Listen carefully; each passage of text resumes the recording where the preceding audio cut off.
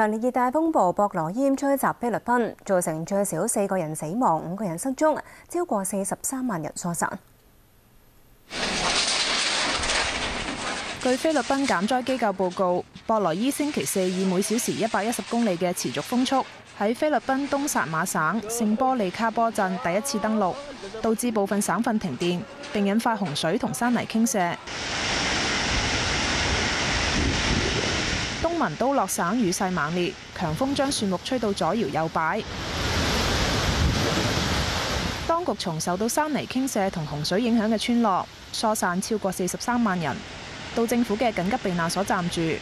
菲律賓海岸警衛隊同紅十字會人員救助被困洪水嘅居民，協助行動不便嘅長者撤離，仲涉水疏散狗隻。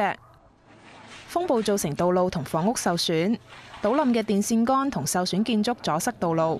據當局話，國內最活躍嘅火山之一阿爾拜省嘅馬榮火山有出現火山泥石流嘅可能，因此周圍嘅居民亦被要求撤離到安全地方。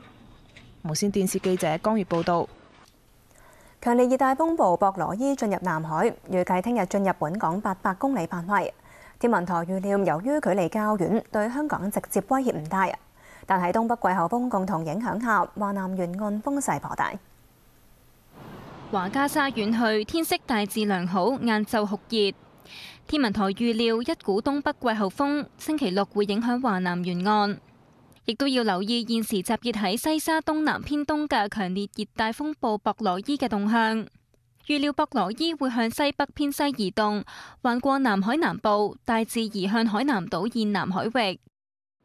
咁佢會同香港保持相當嘅距離啦，咁所以佢對本港嘅直接威脅就不大嘅。但係受到中國東南沿岸高壓脊同埋博羅伊嘅共同影響，週末期間華南沿岸風勢會頗大，海係有大浪同埋湧浪。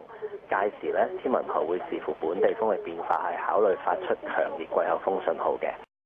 天文台人工智能電腦模式盤估就預計10月初會再有多過一個熱帶氣旋形成，進入華南並且靠近本港。不過目前預測嘅時間仍然比較早，加上同其他人工智能電腦模式嘅預測存在分歧，會唔會形成颱風或者對本港造成影響，仍然有待觀察。